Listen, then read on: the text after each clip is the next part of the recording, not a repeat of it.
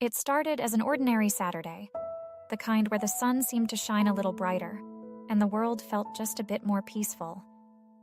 Emma and her best friend, Julie, had decided to grab lunch at their favorite cafe downtown.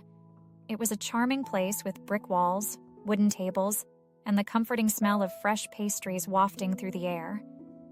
Emma loved the cozy atmosphere, a small haven from the busyness of life. As the pair settled into a corner booth, chatting about school and summer plans, Emma's gaze wandered across the cafe. She wasn't looking for anything in particular, just letting her eyes drift while Julie recounted her latest dating disaster. Then, in an instant, her heart stopped. There, at a table tucked into a quiet corner of the cafe, was her father, Mark. He was leaning slightly forward, his face animated in conversation with a woman Emma didn't recognize.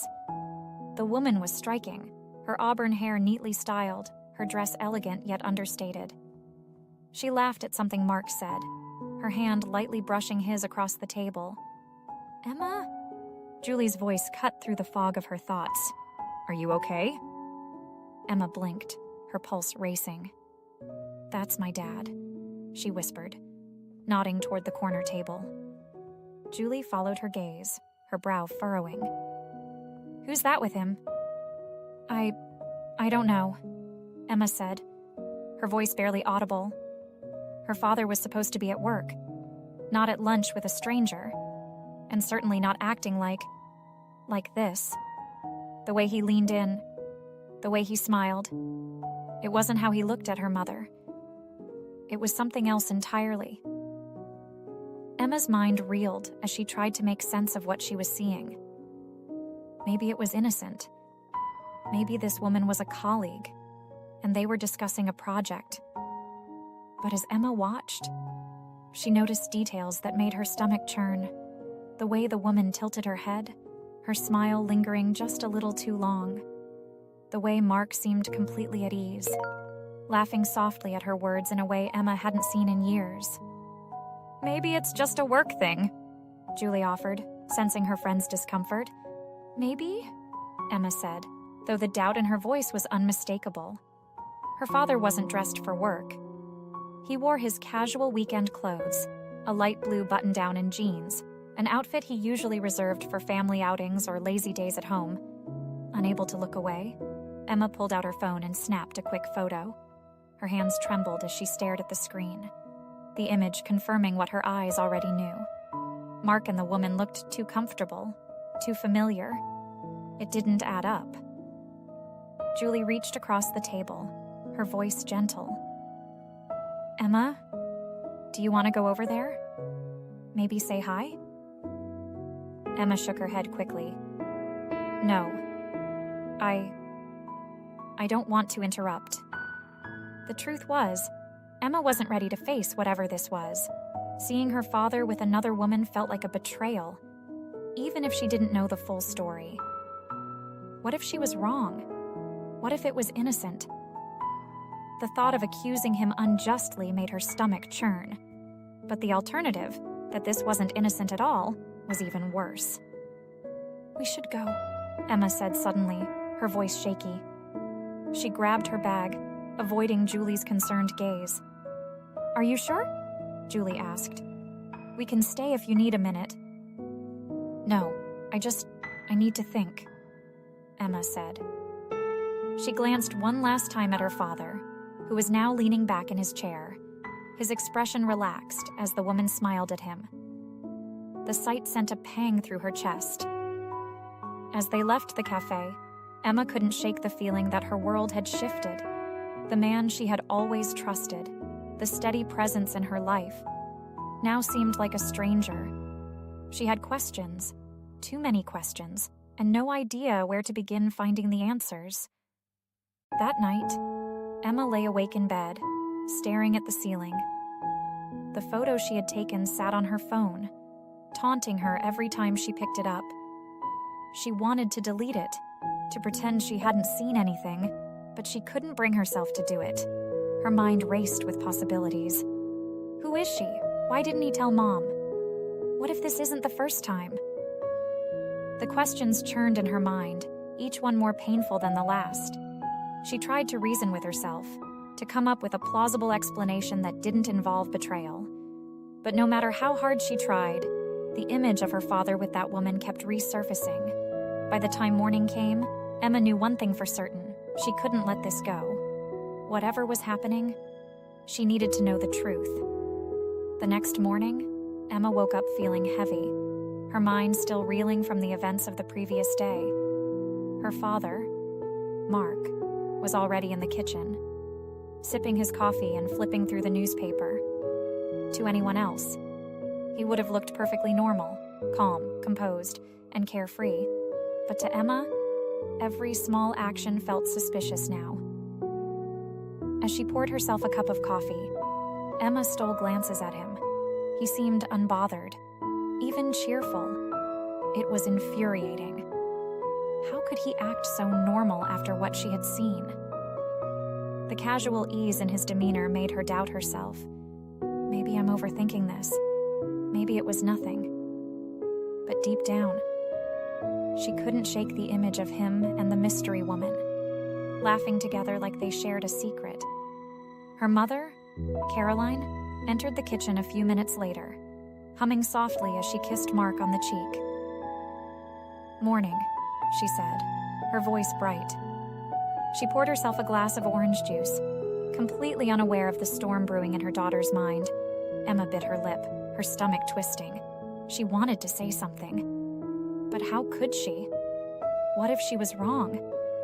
What if confronting her father meant destroying the peace in their family for nothing? Emma decided to keep quiet, for now. But she couldn't stop herself from paying closer attention to her father's behavior. She noticed the way his phone seemed to buzz more often than usual, how he glanced at it quickly before slipping it into his pocket. She watched as he stepped outside to take calls, his voice low and muffled. He'd always been attentive at family dinners, but now, his gaze would drift toward his phone, his fingers twitching as though resisting the urge to check it. One afternoon, while her parents were out grocery shopping, Emma's curiosity got the better of her. She entered her father's study, the one room in the house that always felt off-limits. Her heart pounded as she opened the desk drawers, searching for she didn't even know what. She felt like an intruder, but she couldn't stop herself. The first two drawers were filled with office supplies and mundane paperwork. But in the third drawer, buried under a stack of folders, she found something unexpected. A small leather-bound notebook. Emma hesitated, her fingers trembling as she pulled it out, flipping through the pages. Her breath caught. The entries were brief but incriminating. Dates, times, and cryptic notes filled the pages. Phrases like lunch with S and meeting at the park, 1 p.m. made her stomach drop. And then there was the name, Sophia. It was written several times, underlined in some places, and accompanied by small hearts in the margins.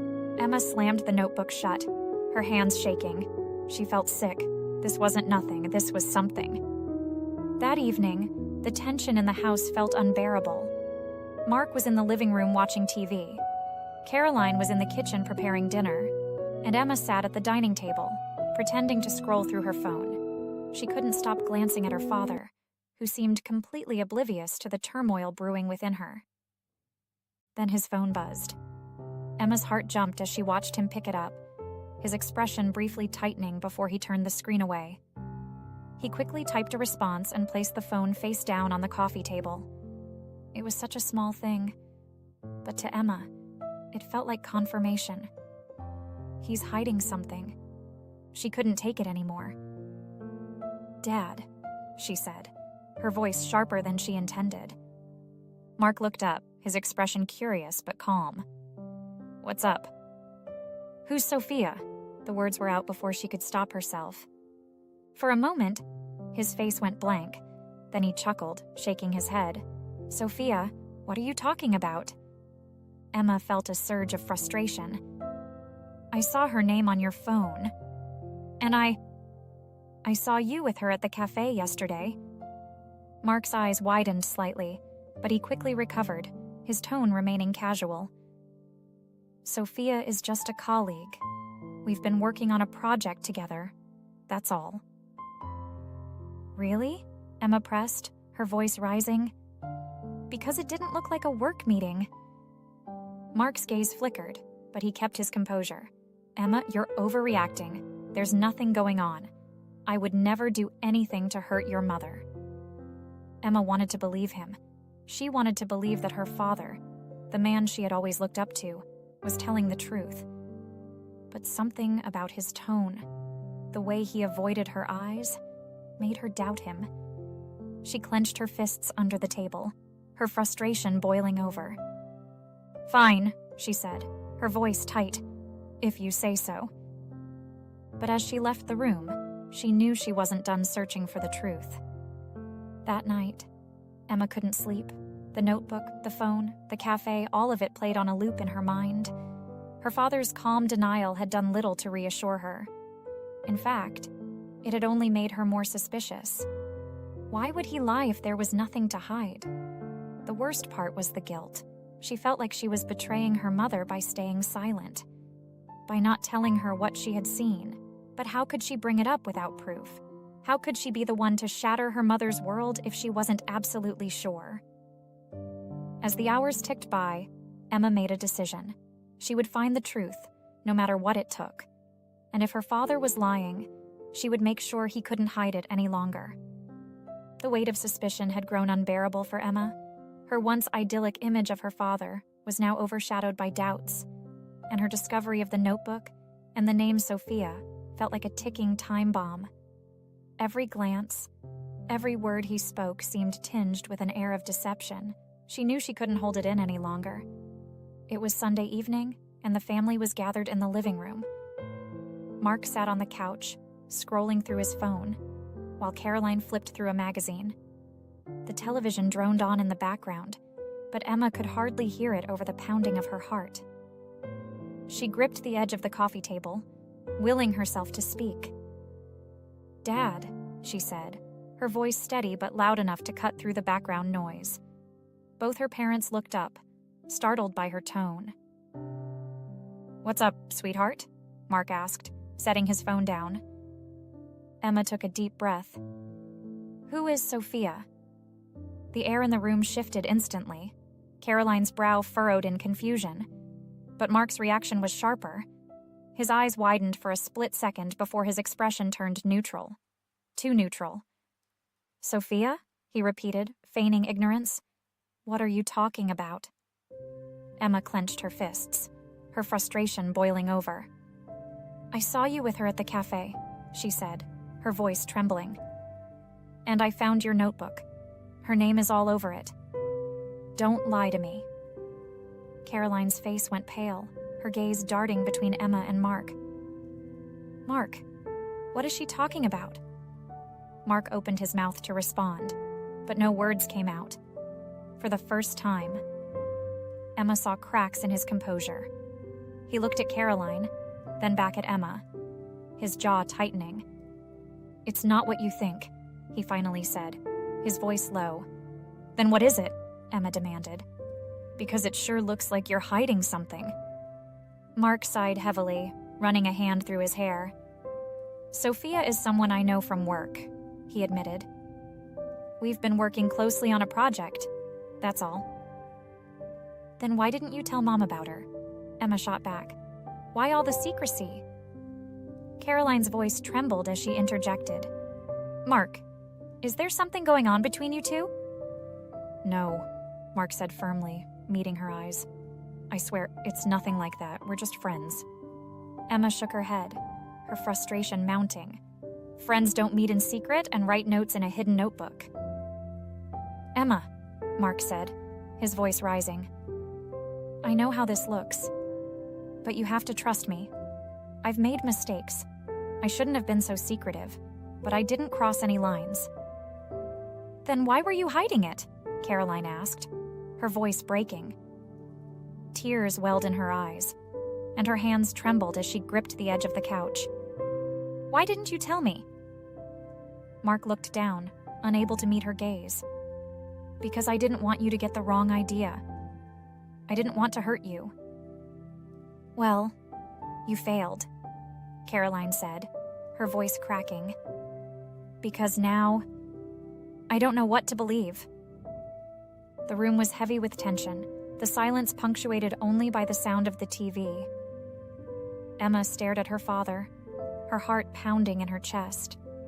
She wanted to believe him, to trust the man she had always looked up to, but the evidence spoke louder than his words. "You need to tell her the truth," Emma said, her voice steady. "If there's more to this, she deserves to know." "There's nothing more to tell," Mark insisted, his tone defensive. Emma stood, her hands trembling. "If you don't tell her everything, I will. She deserves the whole truth, not half of it." Mark looked up at her, his expression a mix of frustration and guilt. "Emma, please. I'm telling you the truth. There's nothing else." Emma held his gaze, her own eyes filled with tears. "Then prove it," she said. "Show us your phone. Let us see your messages." Caroline's breath hitched, and Mark's face darkened. "That's not fair," he said, his voice low. "I don't have to prove myself to you." "Then I guess we know the truth," Emma said, her voice breaking. She turned and left the room, her heart heavy with a mixture of anger and sadness. That night, the house was eerily quiet. Caroline retreated to the guest room, her tears audible through the thin walls.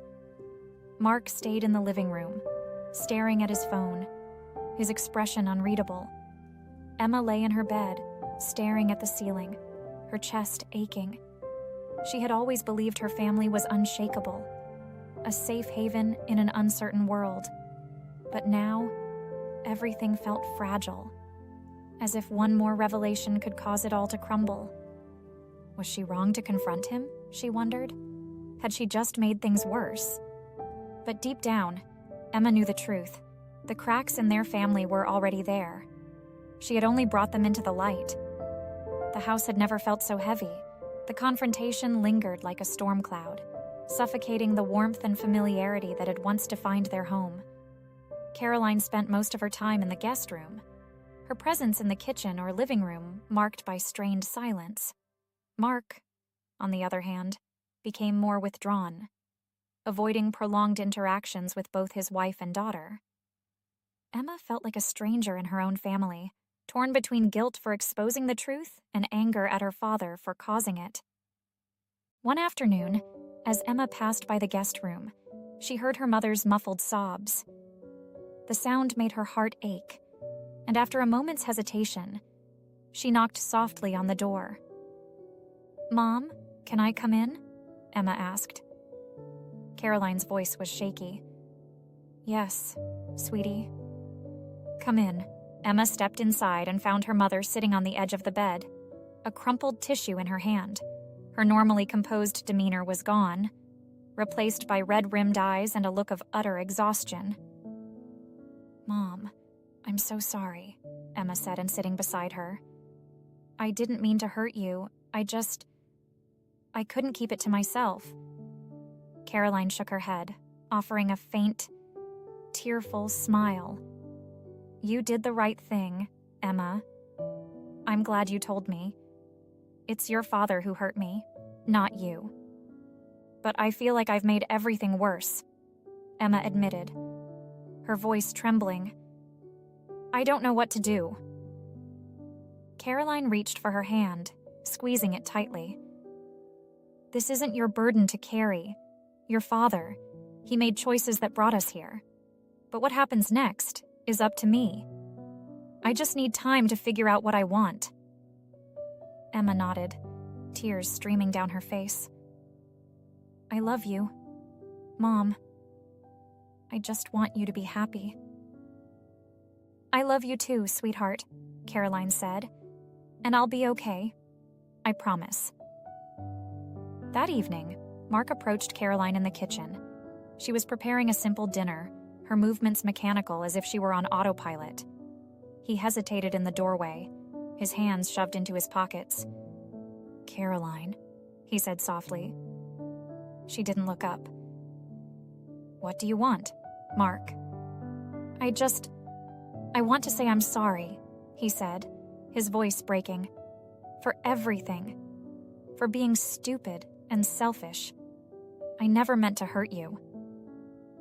Caroline set down the knife she was holding, finally meeting his gaze. "You didn't just hurt me, Mark. You broke my trust. And without trust, what's left?" Mark's shoulders slumped, and he ran a hand through his hair. "I know I messed up, but I love you. I love our family, and I want to make this right." Caroline shook her head, tears welling in her eyes. "You can't just say you're sorry and expect me to forget. You kept secrets. Mark, you lied to me, and I don't know if I can ever trust you again." "I'll do whatever it takes," Mark said earnestly. "Therapy, counseling, anything. Just please don't give up on us." Caroline looked away, her expression unreadable. "We'll see," she said finally. "But it's going to take a lot more than words to fix this." Emma watched her parents' strained interactions with a growing sense of helplessness. She avoided her father whenever possible, the hurt and anger she felt toward him bubbling just beneath the surface. But seeing her mother's pain made her question whether exposing the truth had been the right decision. One evening, Mark knocked on her bedroom door. "Can I come in?" he asked, his voice hesitant. Emma hesitated, then nodded. "Sure." He stepped inside, his expression heavy with guilt. "Emma, I want to say I'm sorry.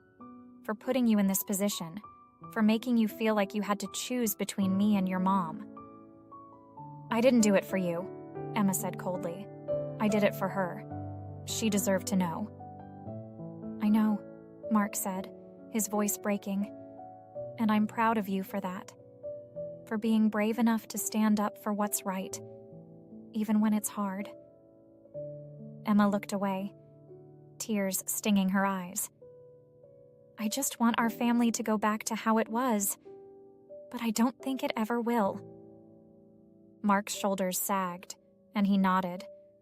"I don't know if it will either, but I'm going to do everything I can to try." Over the next few weeks, small changes began to take shape. Mark started attending therapy, both individually and as a couple with Caroline. He made an effort to be more present at home, engaging in conversations and activities with Emma and Caroline instead of retreating to his study. Carolina, too, sought counseling, finding strength in her own independence and the support of her close friends. She began rediscovering hobbies she had set aside, spending time painting and gardening as a way to process her emotions. For Emma, seeing her parents make an effort, however imperfect, gave her a glimmer of hope. She knew the road ahead would be long and difficult, but the fact that they were trying meant something. One night, as the family sat down for dinner, Caroline broke the silence. "I'm not saying everything is forgiven," she said, her voice steady but firm. "But I'm willing to try. For Emma. For us. But only if we're honest with each other from now on." Mark nodded, his eyes filled with emotion. "I understand. And I'll do whatever it takes to earn your trust back." Emma glanced between her parents, her chest tightening with a mix of relief and apprehension. It wasn't a perfect resolution, but it was a start. For the first time in weeks, the house felt a little less heavy. The days that followed the tentative dinner conversation were filled with cautious steps toward rebuilding the family's fractured bonds. The process was slow, and the cracks left by Mark's actions were still visible. But the effort to heal was palpable. Each family member wrestled with their own emotions, navigating an unfamiliar landscape of mistrust, guilt, and tentative hope. Mark immersed himself in therapy, meeting regularly with a counselor who helped him confront his actions and understand the deeper issues that had led him to Sophia. During one session, he shared an important realization with Caroline. "I was selfish," he admitted, his voice breaking. I was looking for validation outside of our marriage instead of addressing what was missing between us. But that's on me, not you. And I'm so sorry." Caroline listened, her arms crossed but her expression softer than it had been in weeks. "I appreciate you saying that," she said. "But words aren't enough. Mark, you have to show me, day by day, that you mean it." Mark nodded. "I will." At home, he began making subtle but meaningful changes. He started cooking dinner more often, taking over tasks Caroline usually handled without being asked. He engaged Emma in conversations about her classes and interests, making an effort to rebuild the connection they'd once shared. While the gestures didn't erase the past, they showed a sincerity that was hard to ignore. Caroline also focused on herself. Therapy gave her a space to explore her feelings of betrayal and to rediscover her sense of identity outside her role as a wife and mother. She reconnected with old friends and joined a local art class, finding solace in painting, a passion she'd long neglected. One afternoon, Emma found her mother in the garden, tending to a bed of roses. The sight of her mother, calm and content in the sunlight, brought Emma a sense of peace. "How are you feeling it, Mom?" Emma asked, sitting beside her. Caroline glanced at her daughter, her lips curving into a small smile. "Stronger," she said. "I've realized something through all of this. I can't control what your father did, but I can control how I move forward.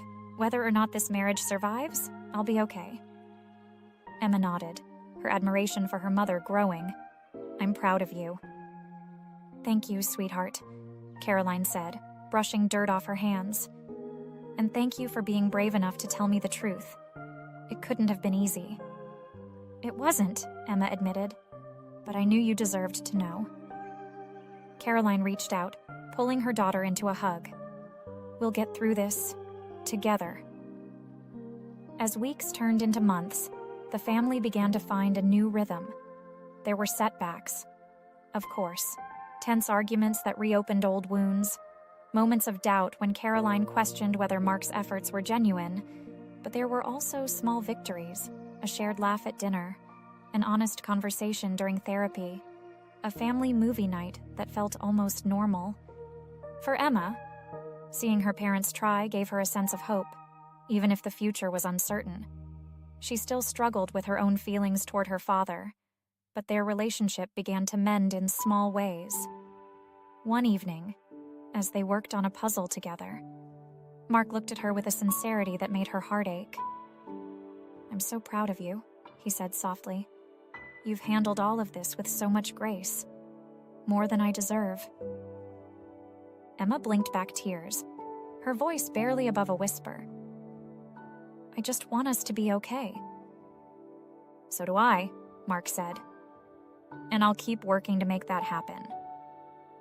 One evening, after another family therapy session, Caroline called Emma and Mark to the living room. She sat down, taking a deep breath before speaking. "I've made a decision," she said, her tone steady. "I'm not ready to forgive you yet, Mark, but I'm willing to continue working on this. For Emma, for the life we've built, and for myself. But this only works if we're all honest with each other, no more secrets." Mark nodded, his expression solemn. "I understand, and I'll do everything I can to earn your trust back." Emma watched her parents, a glimmer of hope rising in her chest. It wasn't a perfect resolution, but it was a start. For the first time in months, she felt like they were moving forward, slowly, tentatively, but together. As the family settled into this new phase, Emma realized that healing wasn't about forgetting or pretending the pain hadn't happened. It was about learning to carry the scars without letting them define the future. Her parents' marriage might never return to what it had been, but it didn't mean they couldn't build something new. One evening, as the family sat on the porch watching the sunset, Caroline reached for Mark's hand. It was a small gesture, but it spoke volumes. Emma smiled. feeling a flicker of warmth in her chest. They weren't perfect, and they probably never would be. But they were still a family. And that was enough.